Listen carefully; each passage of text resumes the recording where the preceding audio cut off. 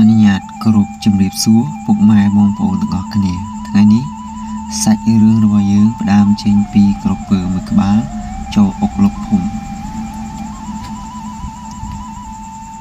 ក្រឡេកទៅមើលសុកវិញកំពុងតែអង្គុយដកកូនឈូកនៅកណ្ដាលបឹងពេលនោះស្រាប់តែឮសំឡេងកូនក្មេងម្នាក់កំពុងតែហៅគាត់ថាពុកហើយសំឡេងនោះជាកូនប្រុសរបស់សុកក៏បានឆ្លើយថាមានការអ្វីពេលនោះកូនរបស់គាត់ក៏និយាយថាម៉ែបានឲ្យកូនយកបាយមកឲ្យពុកពេលនោះសុកក៏បាននិយាយឲ្យកូនរបស់គាត់រៀបចំកន្លែងហូបបាយអីចឹងទៅពេលនោះសុកក៏បានលាងខ្លួនហើយឡើងមកលើគោកហូបបាយជាធម្មតាហើយកាលនោះបងប្អូនសម្លស្រុកស្រែយើងមានអ្វីច្រើននោះទេមានតែផ្អកប្រហុកត្រីប្រៃអីចឹងទៅពួកគាត់ហូបបាយបណ្ដានិយាយគ្នាលេងបណ្ដាហើយបន្ទាប់ពីហូបបាយហើយពួកគាត់ក៏បានសម្រាកមួយសន្ទុះទៅមួយសន្ទុះក្រោយមកពួកគាត់ក៏បាននាំគ្នាចុះដកកូនឈូកជាធម្មតាពេលនោះផ្ទៃបឹងពោពេញទៅដោយសំឡេងមនុស្សក្អាកក្អាយជាច្រើនពីព្រោះអ្នកខ្លះក៏មកដកកូនឈូកដូចសុកហើយអ្នកខ្លះទៀតក៏បាននាំគ្នាមករកលៀសរកត្រីរកអីចឹងទៅពេលនោះផ្ទៃបឹងពោពេញទៅដោយសំឡេងក្អាកក្អាយជាច្រើនមើលទៅពិតជាសប្បាយខ្លាំងណាស់ល្ងាចឡើងសុកក៏បាននាំកូនប្រុសរបស់គាត់ត្រឡប់ទៅផ្ទះវិញពេលដែលពួកគាត់ទៅដល់ផ្ទះក៏នាំគ្នាងូតទឹកងូតអីហើយក៏ហូបបាយហូបអីចឹងទៅលុះពេលហូបបាយហើយសុកក៏បានឡើងទៅសម្រាករីឯកូនប្រុសរបស់គាត់ក៏បានធ្វើកិច្ចការងារផ្ទះដែលលោកគ្រូគាត់ទុកឲ្យអីចឹងទៅ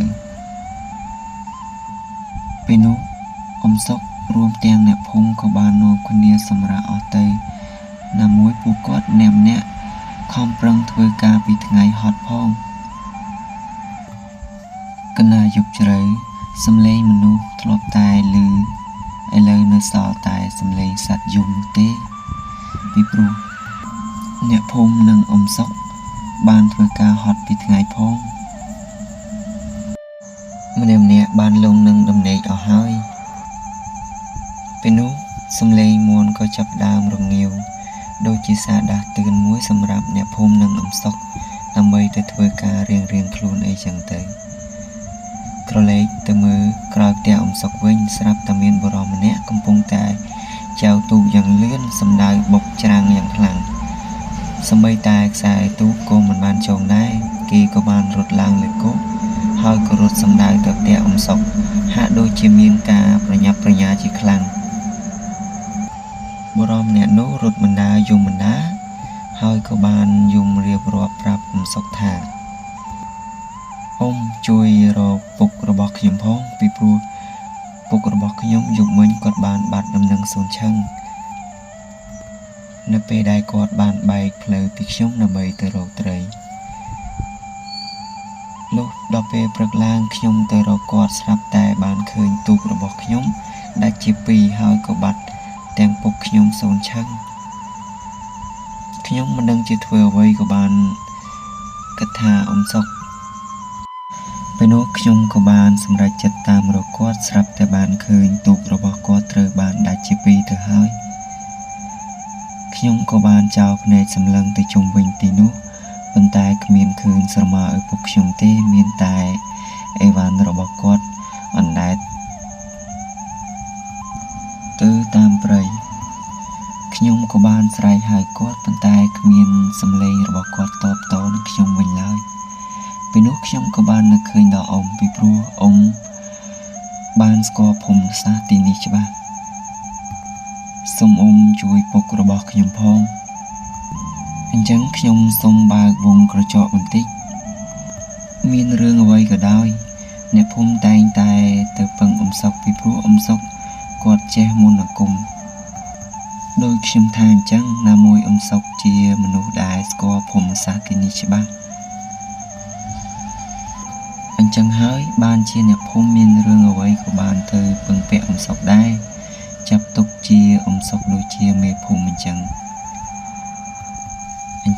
យើងត្រឡប់ទៅសាច់រឿងរបស់យើងវិញទៅពេលនោះអំសុកបានឮបរិសម្នាក់នោះនិយាយហើយក៏បានឡើងទៅលើផ្ទះដើម្បីទៅយកកំភ្លើងពេលនោះពួកគាត់ក៏បានចេញទូកទៅទាំងពីរនាក់នៅពេលដែលទៅដល់អំសុកក៏បានអង្គុយសង្កេតទៅមើលជុំវិញព្រៃទីនោះប៉ុន្តែគ្មានស្លាកស្នាមអ្វីបន្តិចទេពួកគាត់ក៏បានដើររកគ្រប់ច្រកល្ហកប៉ុន្តែគ្មានឃើញស្រមាឪពុកបរមអ្នកនោះទេពួកគាត់តាមរកពេញមួយថ្ងៃនៅតែរកមិនឃើញស្រមារបស់គាត់នោះទេអំសុកក៏បានសម្រេចចិត្តត្រឡប់ទៅភូមិវិញពីព្រោះមេក៏ចាប់ដើមងឹតទៅហើយណាមួយពួកគាត់មិនបានយកពិលមកទេរឿងរ៉ាវមួយនេះក៏បានដឹងទៅដល់មាត់អ្នកភូមិអ្នកខ្លះក៏និយាយថាមានក្រពើអ្នកខ្លះក៏និយាយថាមានសត្វចម្លែកប៉ុន្តែពួកគាត់រស់នៅទីនេះរាប់ឆ្នាំមកហើយមិនដែលជាមានក្រពើឬមួយក៏សត្វចម្លែកនោះទេពួកគាត់នៅតែគិតមិនយល់រួមទាំងអំសុកនិងអ្នកភូមិផងដែរយប់ក៏កាន់តែជ្រៅពួកគាត់ក៏បានលងនឹងដំណេកស្រាប់តែមានសំឡេងបរិសម្នាក់កំពុងតែស្រែកពីក្រោយផ្ទះអំសុកថាជួយផងអ៊ំជួយផងអ៊ំពេលនោះអ៊ំសុកភ្ញាក់ឡើងព្រឺតហើយក៏បានតបតទៅបរិសម្នាក់នោះថាមានការអីពេលនោះអ្នកភូមិដែលនៅជិតផ្ទះអ៊ំសុកក៏បានភ្ញាក់ដែរក៏បានអាចកហើយក៏សួរទៅបរិសម្នាក់នោះថាមានរឿងអីបរិសម្នាក់នោះនិយាយទាំងផិតភ័យនិយាយទាំងអារម្មណ៍មិននៅខ្លួនហើយប្រាប់ទៅអ៊ំសុកថាមានក្រពើអ៊ំមានក្រពើបានស៊ីមិត្តភក្តិរបស់ខ្ញុំហើយពេលនោះអ៊ំសុកឆ្លើយថាឯងប្រើភ្នែកទីដឹងបុរសម្នាក់នោះក៏បាននិយាយទៅកាន់អ៊ំសុកថាខ្ញុំបានឃើញច្បាស់ណាស់ឃើញរូបរាងរបស់វាធំជាងទូករបស់ខ្ញុំទៅទៀតវាបានលេបត្របាក់ទូករបស់មិត្តភក្តិរបស់ខ្ញុំទម្រាំនឹងកិច្ចពីវាបាក់ខ្ញុំទម្រាំតែបានកិច្ចពីវាបានស្ទើរនឹងអស់ជីវិតទៅហើយ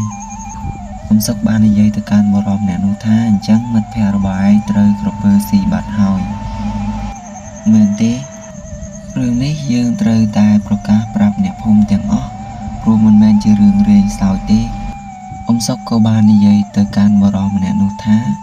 អញ្ចឹងមានតែព្រឹកទេពីព្រោះយើងទៅឥឡូវនេះក៏ជួយអ្វីមិនបានដែរដោយសារតែគេបានស្លាប់ទៅហើយលុះដល់ពេលព្រឹកឡើងអ៊ំសុកក៏បាននាំអ្នកភូមិ 4-10 ទូកដើម្បីទៅតាមរកប្រមាញ់សត្វក្រពើនោះសំឡេងអ្នកភូមិស្រែកដោយកំហឹងថាឯងចេញមកឯងឆាប់ចេញមកសំឡេងកំភ្លើងលាយឡំនឹងសំឡេងវាយទឹកដើម្បីឲ្យក្រពើមួយនោះចេញមកប៉ុន្តែគ្មានឃើញស្រមោលវានោះទេអ៊ំសុកក៏បាននិយាយទៅកាន់អ្នកភូមិថាបងប្អូនទាំងគ្នាឆាប់នៅឲ្យស្ងៀមទុកឲ្យខ្ញុំជាអ្នកហៅវាវិញពេលនោះអ៊ំសុកក៏បានអង្គុយថ្វាយបង្គំក្បាលទូក3ដងហើយក៏លើកដៃសំពះនិយាយសូត្របាលីអីចឹងទៅមួយសន្ទុះក្រោយមកស្រាប់តែមានព្រៃនៅជិតនោះរំកើទូកមួយក៏បានអុំសម្ដៅទៅកាន់ព្រៃនោះហើយស្រាប់តែបានឃើញសាកសពមួយកំណាត់ខ្លួនសាកសពនោះជាសាកសពរបស់មិត្តភក្តិម្នាក់ដែរបរោះអ្នកនោះទៅហៅអ៊ំសុកទាំងយប់នោះឯងគ្រាន់តែបានឃើញសាកសពរបស់មិត្តភក្តិខ្លួនបរោះអ្នកនោះក៏បានទង្ហោយំហើយលោតទឹកចុះទៅប៉ុន្តែអ៊ំសុកបានឲ្យអ្នកភូមិទាញគេឡើងមកវិញដោយសារតែយើងមិនដឹងច្បាស់នោះទេថាក្រពើមួយនោះនៅទីនេះឬទេពេលនោះអ៊ំសុកក៏បាននិយាយទៅកាន់អ្នកភូមិថាយើងឆាប់នាំគ្នាបំបែកគ្នាទៅវាគង់តែមកទីនេះវិញមិនខានអ្នកភូមិក៏បាននាំគ្នាលាក់ខ្លួនអស់ទៅពេលនោះផ្ទៃបឹងទាំងមូលពោពេញទៅដោយភាពស្ងប់ស្ងាត់សូម្បីតែទឹករលកបន្តិចក៏គ្មានដែរព ពេលនោះនៅក្នុងទឹកស្រាប់តែមានស្រមោលខ្មៅមួយកំពុងតែអណ្ដែតឡើងមកស្រមោលនោះគឺជាស្រមោលក្រពើនឹងឯងអំសុកក៏បាននិយាយទៅកាន់អ្នកភូមិថាក្រពើនោះកំពុងតែចូលអន្ទាក់យើងហើយពួកគេក៏បានត្រៀមអាវុធនិងកាំភ្លើងដើម្បីត្រៀមបាញ់ក្រពើនោះពេលនោះក្រពើនោះក៏បានហើបមកមែនអ្នកភូមិក៏បាននាំគ្នាយកអ្នកខ្លះយកស្នោចាក់អ្នកខ្លះយកកំបិតទៅកាប់ប៉ុន្តែកាប់វាមិនមុតនោះទេដោយសារតែក្រពើនោះវាកើតមកយូរឆ្នាំមកហើយអញ្ចឹងហើយស្បែករបស់វាស្វិតខ្លាំងណាស់អំសុកឃើញបែបនេះក៏បានលើកដៃប្រណម្យហើយក៏សូត្រមន្តអាគមដាក់កំភ្លើងរបស់គាត់